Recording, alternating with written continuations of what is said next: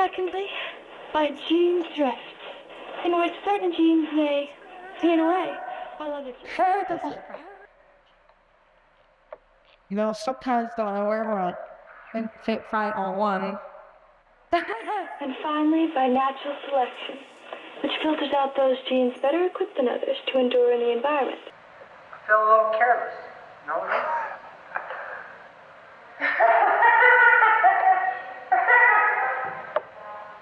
Levi, 501. You're the only one. Get it? The only one? No. From my earliest days that I remember, my brother and I would collaborate on improvised performances. Looking back, I see how that was a really important part of my development as a person. Learning to express myself and break out of the thoughts inside my head, get them out into the world.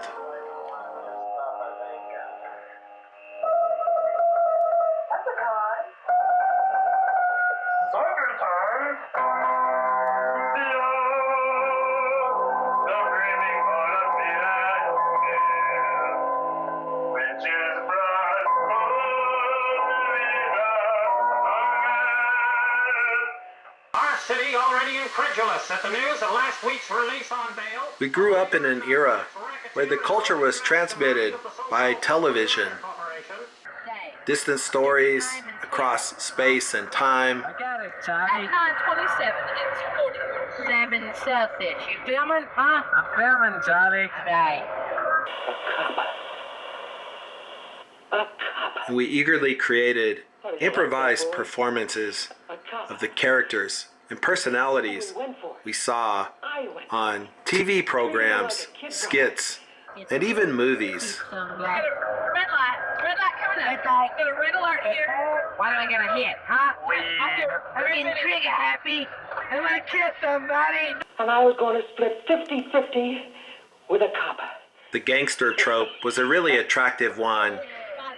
The braggadocio and self-confidence of a loser was something I could really connect with as a young person. And have a good day, sir. They're blowing away. That's that funny boy. Hey, why don't you boys stop it, huh? Hey, hold it. We would play out imagined scenarios in late night locations, pretending to be those gangsters we saw in the movies. What's going on out here?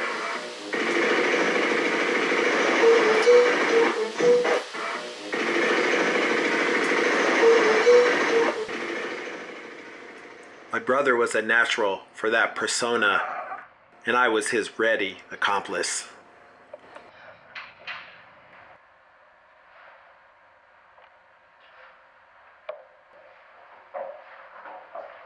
Coming with me, Eddie? Huh?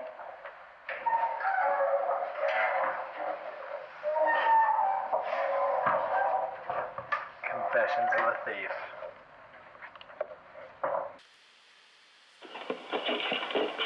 Another really fun trope to work with was the falling down the stairs routine. It's something we saw in the slapstick comedy growing up.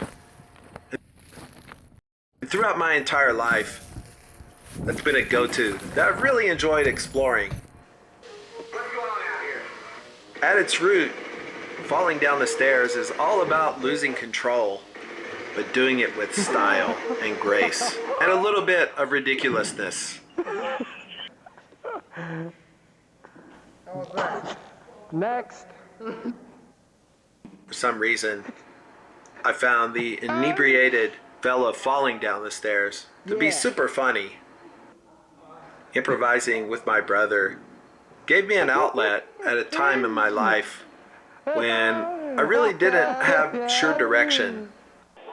And of course we were attracted to slapstick, like the Three Stooges, of whom my brother did a great Curly impersonation.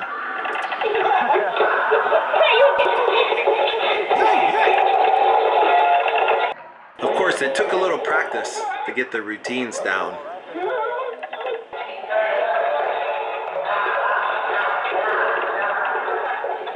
he get even better picture. And then he gets it all in gear and he starts going, My brother had a natural gift for physical comedy. That's a killer show dog stance. How much you want for that dog, boy? Let's talk business. What's your name? What's it matter? Got any $10 for that dog. Green in the pocket there, huh? Sorry. Wrong pocket. I can give you $10. My grandfather was a horse trader, and we'd often go along as he was wheeling and making deals out on the street. And of course, in that era, the used car salesman was a favored personality. 455 high pursuit police engine equipped. Brimming with confidence, salesmanship, and kitsch stylings, he always endeavored to make the most out of the least. Full delivered price. Delta 88 Oldsmobile, not to mention the 71 model. My brother was a natural. Come to the back. I have to admit, it's not the flyest ride on the lot, but guaranteed you here, it's the safest car on the lot. I had a crash.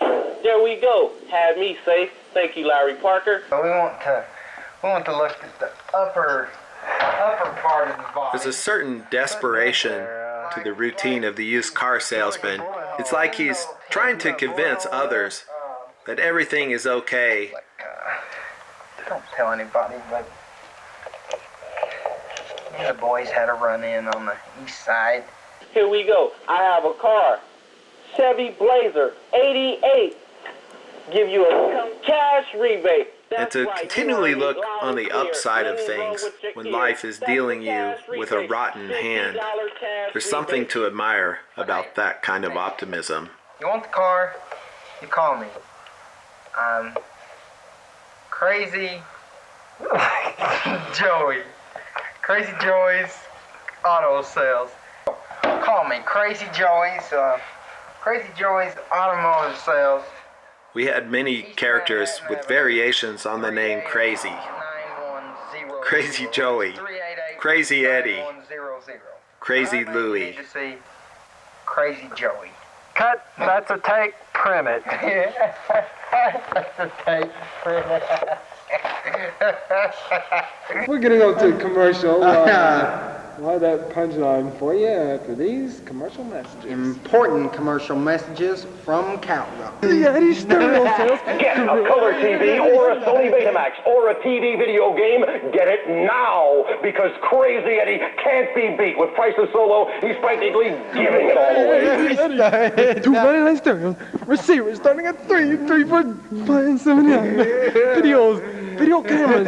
We've got them all. Shop around. You name it, there was a whole set of stock characters that we could refer back to. And most of them had some connection to our real life experience. Video cameras, we got regular, we got video cameras, we got Hogan Baba, Crazy Eddie's brother, Crazy Eddie Jr. Take a look at this then. Physical comedy was something I was attracted to from a young age. Learning about Monty Python's Flying Circus. Their absurd comedy played right into my life as an artist. When in art school I studied, people like Bruce Nauman, who would record himself making exaggerated silly walks in his studio. Throw that into the mix with our own attraction to scat singers, lounge music, and well, you see where that's gonna go.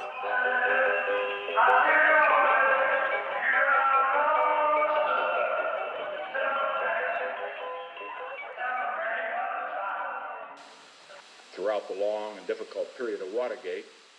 And of course, the politicians of the day were ripe for our brand of satire. Do you want a bigger White House? Somehow I think I'm talking to a wall, huh? Nixon Jr. for a better America.